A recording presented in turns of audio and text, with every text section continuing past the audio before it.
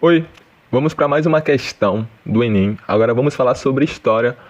Basicamente a gente vai falar agora sobre Getúlio Vargas. Uma questão sobre Getúlio Vargas. E sem muita enrolação, vamos lá para a questão. O texto nos diz o seguinte, galera. Deixa eu ler aqui o texto com vocês. Começando.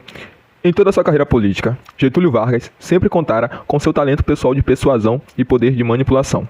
Agora, porém, seus amigos começavam a perceber que ele parecia envelhecido e cansado.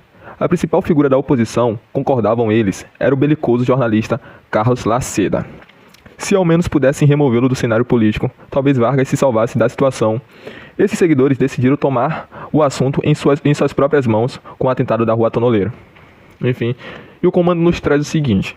Nesse contexto, a ação dos aliados de Getúlio Vargas teve como consequência imediata o ou a, e nós vamos analisar as alternativas, galera. É o seguinte, mas antes de responder essa questão, galera, a gente tem que concordar que é uma questão totalmente conteudista. Ou seja, a gente tem que entender um pouco sobre Getúlio Vargas, como foi seu governo, e alguns acontecimentos que até o texto relata. Primeiro sobre o atentado da Rua Tonoleiro e também sobre Carlos Lacerda, quem foi esse opositor a Getúlio Vargas. Então, como eu disse, se a gente não tiver um pouco de conteúdo teórico, provavelmente a gente não vai saber responder essa questão somente na base da interpretação. Antes de tudo, interessante notar que esse texto, que fala sobre Getúlio Vargas, tem algo interessante. É basicamente como se falasse o início, a ascensão de Getúlio Vargas, o meio, o que ele usou para estar no poder, que ajudou ele, e o fim. Quais foram os acontecimentos externos que aconteceram para meio que decretar o seu fim no governo, etc. O texto fala o seguinte, chama Getúlio Vargas de alguém que tem o potencial de dominar a manipulação e a persuasão. Mas a pergunta que a gente faz, isso é bom ou ruim? Bom, depende. Por que depende? Porque manipulação pode ser usada tanto para o bem quanto para o mal. No caso de Getúlio Vargas, ele usou muitos artifícios, não sei se por assim dizer, como por exemplo, a imagem de ser pai dos trabalhadores. Foi uma imagem que ele usou ao seu favor político.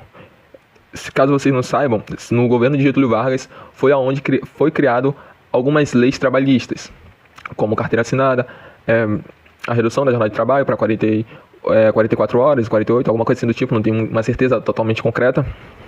Mas enfim, então essa questão de chamarem Getúlio Vargas de manipulativo e persuasivo foi algo que ele usou ao seu favor político. Então ele usava essa imagem para se favorecer politicamente. Agora tem um ponto interessante. Isso também era visto como algo ruim, pois ao mesmo tempo que ele ajudava os trabalhadores, ele também fiscalizava, entende? Ele dava poder, ele dava direitos, mas também fiscalizava. E ele centralizava poder. E o que era visto de uma forma negativa pelos liberalistas, pois também no governo de Getúlio Vargas ele acabou centralizando o poder ao Estado, ou seja, ele acabou tirando o poder das oligarquias, que eram o Estado de São Paulo e o Estado de Minas Gerais.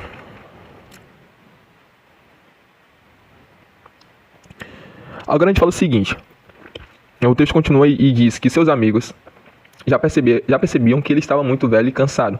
Mas por que isso? E quem eram esses amigos? O texto se referindo a amigos, não eram amigos pessoais, de infância, não. Eram basicamente amigos ou aliados políticos. Aliados que viam que ele já não tinha aquele poder político como antes. Alguém que já passou por muitas coisas, muitos acontecimentos, chegou a um certo ponto de sua carreira que ele já estava perdendo muito poder, já estava meio que, entre aspas, cansado, entende, galera? Então esses aliados percebiam que ele já não era tão favorável se juntar a ele. Isso aconteceu justamente depois, isso veio dar um estopim justamente depois do atentado da Rua Tonoleiro. Aí que entra uma figura interessante no governo de Getúlio Vargas, que era o jornalista Carlos Lacerda. E o texto chama ele de belicoso. E o que significa basicamente a palavra belicoso? Belicoso significa sinônimo de bélico. Bélico tem a ver com guerras, com arsenal. Então, quando a gente chama alguém de belicoso, a gente está basicamente falando de alguém conflituoso. Alguém que traz conflito. E ele era um grande opositor a Getúlio Vargas. E ele era jornalista, e vocês sabem como é, né? Getúlio Vargas gostava de usar a mídia para se favorecer, e ele sendo opositor e jornalista, já vira a merda que daria, certo? Mas enfim. E veio acontecer o atentado da Rua Tonoleiro. O atentado da Rua Tonoleiro foi criado, ou foi, como eu posso dizer, articulado por algumas pessoas. Não sei se é um fato concreto ou não, mas alguém ligado a Getúlio Vargas. Não foi diretamente ele. Mas Carlos Lacerda conseguiu sobreviver ao atentado. Outra pessoa morreu, não esqueci o nome de quem foi, enfim. Fugiu o nome na cabeça, mas vai estar aparecendo aí na tela. Acabou vindo a falecer. o que gerou uma repercussão nacional. Então, a população ou a mídia ficaram desconfiados de ser Getúlio Vargas o autor desse atentado, ou o planejador. E agora a gente tem as alternativas, que diz o seguinte: a questão nos fala: nesse contexto, a ação dos aliados de Getúlio Vargas teve como consequência imediata que consequência imediata teve dos aliados de Getúlio Vargas? Letra A. Intensificação dos ataques do grupo udenista. Quem é o grupo udenista? Bom, basicamente o grupo udenista é formado por pessoas que compõem a UDN. E o que significa UDN? UDN significa União Democrática Nacional, ou seja, eram pessoas que eram a favor da democracia. A letra A faz mais sentido, porque depois do atentado da Rua de Tonoleiro, as pessoas começaram a desconfiar de Getúlio Vargas. Isso foi uma brecha para a UDN, ou os udenistas, intensificarem os ataques a ele. Então a alternativa faz sentido. As outras alternativas nos diz: letra B, intervenção dos sindicatos no conflito partidário. Bom, faz sentido até certo ponto, mas não é a alternativa correta. Por quê? Sindicatos ou sindicalistas, eles eram a favor de Getúlio Vargas. Como a gente tinha dito, Getúlio Vargas ele tinha uma imagem de ser alguém protetor dos trabalhadores, alguém que defendia os trabalhadores. Mas só que naquele momento era um momento muito mais de desconfiança. Então não havia muito uma proteção dos sindicatos perante a Getúlio Vargas. Então é uma alternativa que não faz tanto sentido nesse contexto. Letra C, mobilização da sociedade na defesa do governo.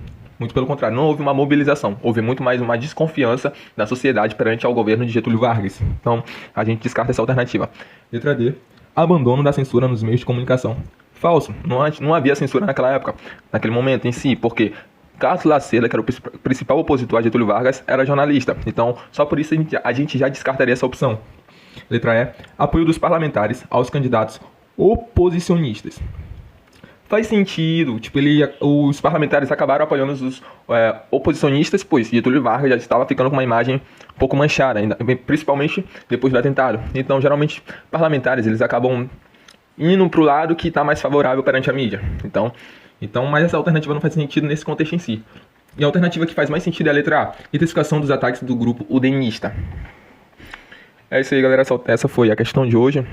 Se você gostou da aula, do vídeo, deixa o like, comenta, falando que eu posso melhorar, no que eu posso trazer de novo para vocês. Aqui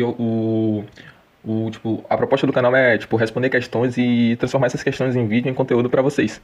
É isso aí, até o próximo.